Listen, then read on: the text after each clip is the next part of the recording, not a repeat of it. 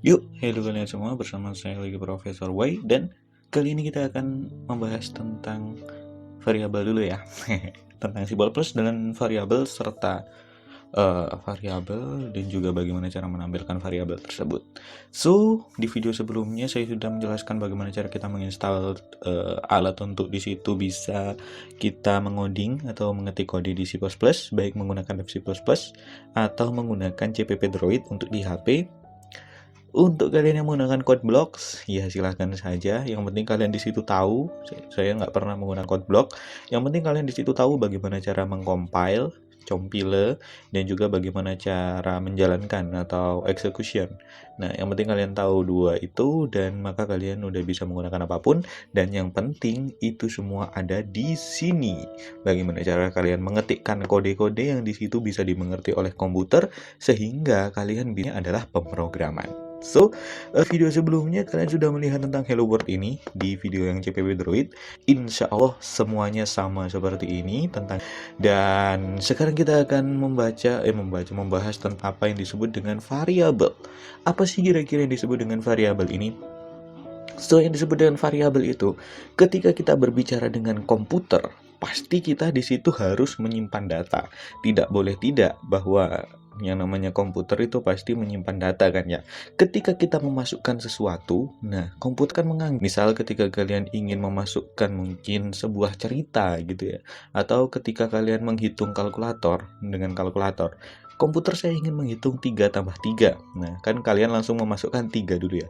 3. Nah, itu kemudian nggak kok secara ajaib komputer itu tahu angka itu 3. Tetapi 3 itu harus disimpan dulu ke dalam wadah. Karena kalau nggak disimpan, maka angka 3 tadi akan hilang. Nah, tempat penyimpanan ini itu dinamakan dengan variabel. Nah, saya biasa menggunakan nama wadah biasanya ya. Wadah untuk menyimpan data dalam komputer. Yang mana wadah yang untuk menyimpan data ini kenapa kok harus disimpan? Karena biar tidak hilang ketika kita berurusan dengan data tersebut. So, ketika kita menyimpan wadah, ya variabel wadah yang ada di dalam komputer. Oke. Nah, kita di situ memerlukan dua ini dulu. Nama wadah dan juga tipe wadah. Jadi ketika kita menyimpan, mungkin kita jangan bicara tentang komputer dulu. Kita bicara soal masak-memasak ya. Nah, masak-memasak kalian ketika masak itu pasti butuh yang namanya wadah kan ya. Nah, wadah untuk menaruh barang-barang gitu kan ya. Entah di situ wadahnya ikan, wadahnya bumbu, di situ wadahnya air dan lain sebagainya, pasti kalian ada wadahnya. Nah, komputer juga seperti itu. Komputer juga memerlukan wadah seperti ini. Dan juga wadah itu harus memiliki nama atau yang disebut dengan label. Label wadah. Dan label wadah ini kita bisa namain sendiri ya. Namanya itu bebas, random. Yang penting di situ tidak menggunakan spasi dan hanya menggunakan huruf dan juga angka. Jadi aturan penamaan wadah, satu, tidak boleh bentar, harus menggunakan huruf, angka, dan underscore. Itu aja, nggak boleh yang lain. Kenapa jadi seperti ini? Oke, harus menggunakan huruf, angka, underscore. Selain itu nggak boleh. Kalian nggak boleh menggunakan add, kalian tidak boleh menggunakan tanda pagar, kalian tidak boleh berbahasa alay di dalam komputer. Nah, kalian harus menggunakan huruf, angka, dan juga underscore saja. So, ya mungkin kita namai wadah yang pertama. Kita mungkin namai adalah umur. Jangan umur. Atau mungkin gimana ya? Ini tergantung program. Kita namain aja namanya adalah gue bingung ngarang nama aja bingung. Kasih aja umur. Nah, mungkin nama wadahnya adalah umur. Nah, selain itu komputer juga butuh selain nama wadah. Kenapa kok dinamain? Karena biar komputer itu bisa mengingat. Ini nama wadah ini isinya itu adalah umur seseorang gitu. Nah, terus kemudian kita juga harus menentukan apa yang disebut dengan tipe wadah. Nah, kenapa kok ada tipe wadah? Karena dalam komputer itu sendiri, yang namanya wadah itu dibagi-bagi ya. Jadi nggak boleh sembarangan kalian memasukkan sesuatu ke dalam wadah. Nah, sama kayak kalian memasak ya, kalian nggak boleh sembarangan memasukkan ikan ke dalam wadah yang ternyata khusus untuk bumbu. Nah, kan kalau seperti itu jadi nanti ikannya bercampur sama bumbu dan ya seperti itulah. Intinya komputer itu orangnya itu rapi, sehingga yang namanya variabel-variabel, nah itu harus terpisah-pisah. Nah, oh ini wadahnya untuk ini wadahnya untuk ini. Nah, tipe wadah ini adalah bagaimana wadah yang umur ini itu kira-kira bisa digunakan untuk menyimpan apa. Nah, itu kita kasih tahu komputer juga. Oh, wadah ini namanya umur dan ini itu khusus untuk menyimpan data ini. Nah, seperti itu.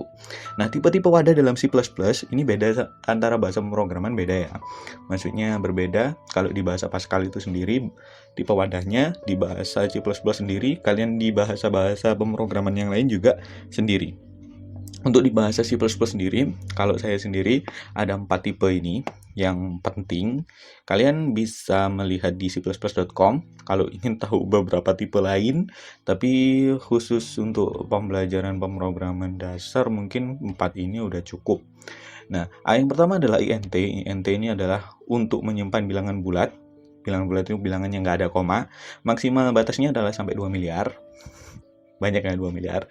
Terus kemudian ada float. Float ini untuk bilangan pecah, ada koma-komanya, tapi maksimal hanya 7 angka di belakang koma. Selain itu ada char.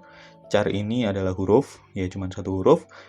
Batasnya cuma satu huruf. Dan kemudian string. String itu adalah untuk menyimpan kata, dan batasnya adalah untuk harus memakai include string di nanti atas sendiri. Nah, oke. Sekarang kita coba di sini nama wadah, umur, dan tipe wadah adalah karena umur itu merupakan sebuah bilangan dan mungkin umur nggak punya koma-koma ya, maka kita pakai ini adalah integer.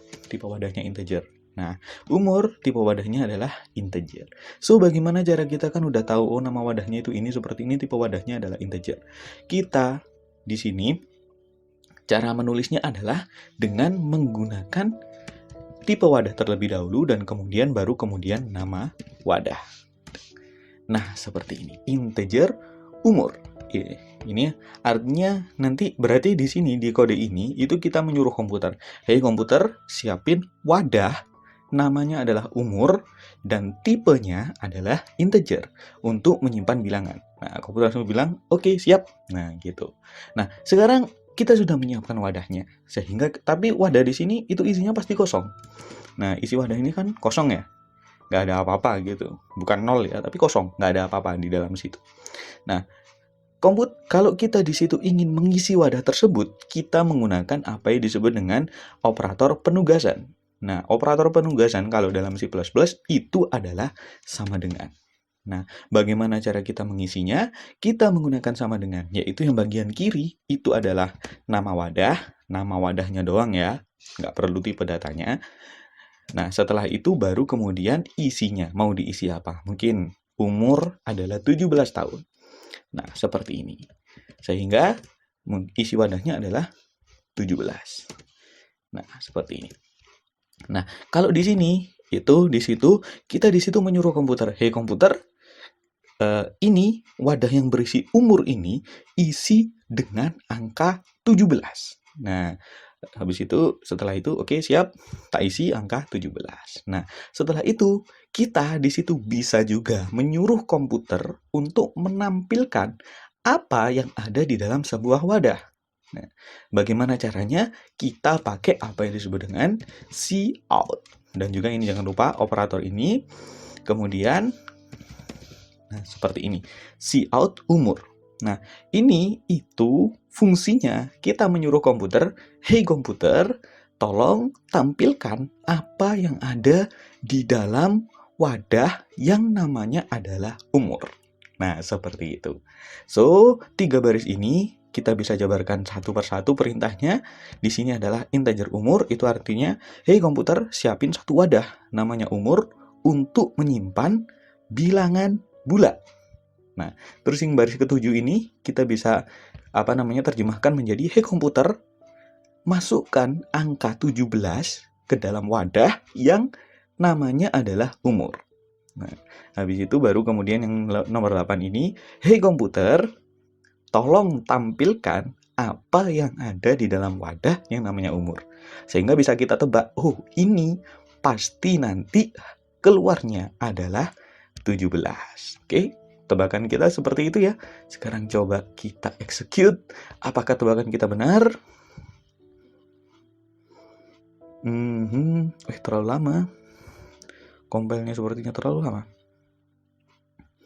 Oke, completion. Nah, kita lihat di sini ada angka 17. So, tebakan kita udah benar. Yeay.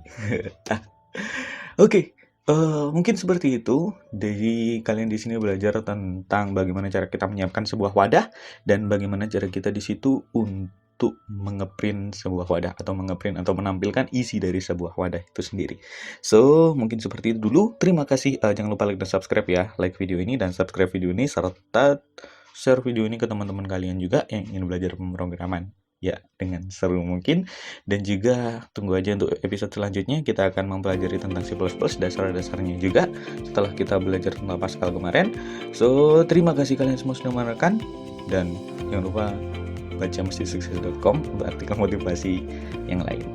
Terima kasih sudah mendengarkan. Sampai jumpa.